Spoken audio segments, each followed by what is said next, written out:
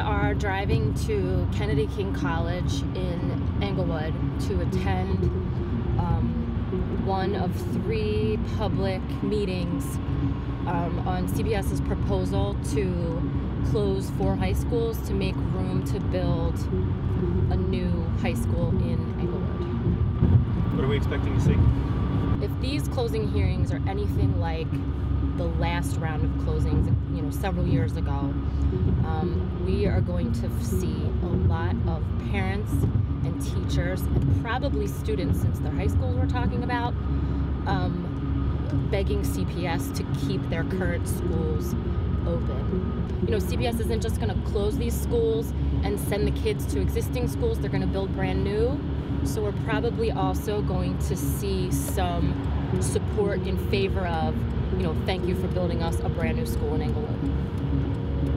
We visited all 4 Englewood high schools, and steering committee members spoke with students, talked about the educational opportunities at the schools, and really thought hard about the impacts of declining enrollment. It really limits the opportunity within the schools. We brought this back to the steering committee and at the end had a vote on 2 options. The option to close the schools at the end of this year or to continue over 2 years and close then. Ultimately, the majority vote of the steering committee was to close the schools at the end of this school year. We have gang territories in our neighborhoods. They need to set aside monies to make sure our kids safely get to and from their schools. Bus cars are not sufficient. Expanding safe passage, that is not enough. These people that built these schools ain't built these schools for no reason. They built these schools because they knew kids was coming here that needed education. They knew kids was coming here these days that want to actually do something with their life, that don't want to be on the streets. I came to Chicago and I love the school that I'm in. I love Harper. To graduate out of 8th grade, to go to these schools that we're saying keep open, where the education is not being taught there. We punishing them. I was selected to be on the steering committee to kind of gauge the process of the new school, but when we got there, everything was dictated to us. We really didn't have a choice. So it was kind of like, it wasn't an either or, it was this is what it is and you guys got to go along with it. And we were just there basically to add credibility to their plan. Why? When all you got to do is just put stuff in funds and stuff in these schools. Spanish, French. We had all that when I was going to high school. Now you go to these high schools, we have nothing. Everything is gone. But when you study taking schools from my kids have been to 4 schools. Mine is in Overton. Now they're in Harper. They're trying to close all these schools down for what? Saying our kids don't have an education. Do you think they're going to try and close them anyway, even though you're telling them not to? Yeah, I believe they still is. It has lead in that building.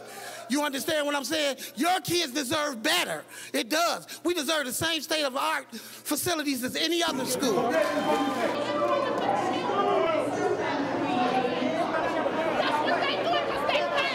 There's a group of people in West Englewood Coalition shirts who other folks are accusing of being paid protesters, which happened, 5 or 6 years ago during an earlier round of closings. I don't know that to be a fact. Nobody will confirm it or say who's paying them. The group in the sweatshirts just keeps disrupting all the speakers, and security's been having a hard time keeping the meeting going. We got decisions too that'll tear it down. We make our decisions what we want.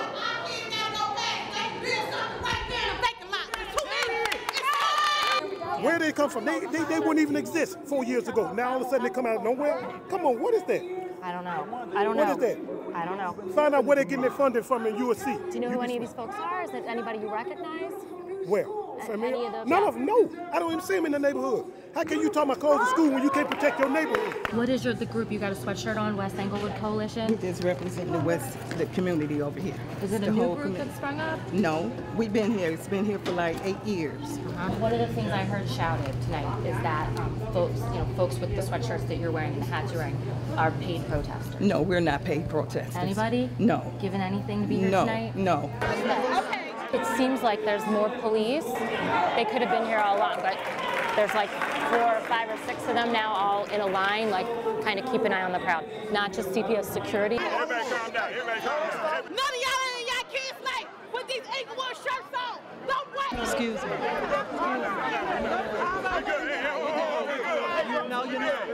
You weren't there. I was there. I was there. How long have you? I hadn't heard of you. It's been we've been in effect for approximately like 5 to 6 years. 5 to 6 years. Do you know any of these folks in the West Englewood Coalition? Basically, I can tell you they paid protesters. They started to do the same thing at a community meeting here in April.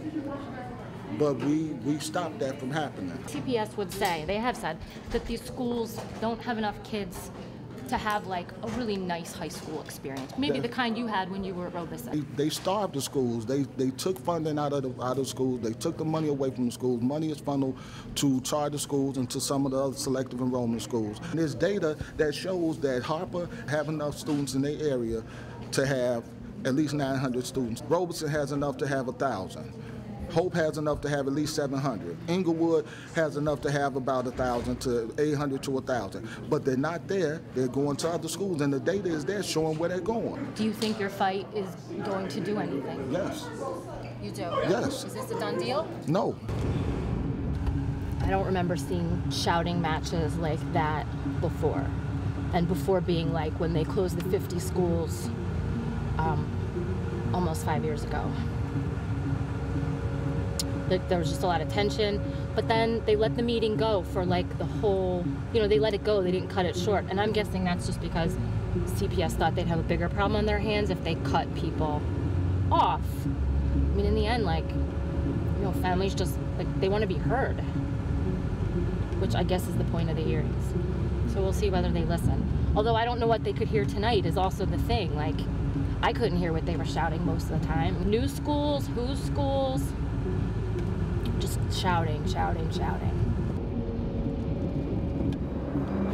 Tonight is the third and final public hearing for the proposal to consider closing 4 high schools in Englewood and building a brand new high school. I am a parent of a 2012 graduate.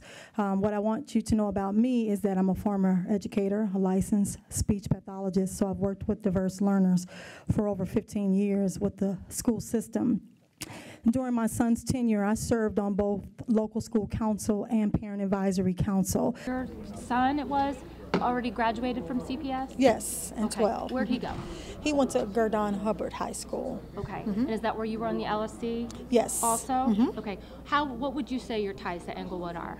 I am a Chicago Public School vendor. I do parent engagement. I currently serve as a member of the Englewood Community Action Council, in which we wrote the initial proposal to build the new state-of-the-art high school, as well as we made the recommendations for the closure of the 4 existing high schools, as mentioned earlier. My strongest tie is the volunteer work that I've done with parents and community projects within the community to bring the community together and keep informed parents. Outside of Parent University, then? I don't do anything with Parent University. I didn't say anything about Parent University to you. No. You didn't have to. I saw, do you not still own Pink Slip Management then? Yes. Mm-hmm. Okay. They've done some work with Parent University. I've done work in the parent universities, yes. Okay. But I've done work in Parent University as a volunteer. Okay. Yes. Okay. Pink Slip Management, though, has also been paid by CPS in the last couple of years. In the past, yes.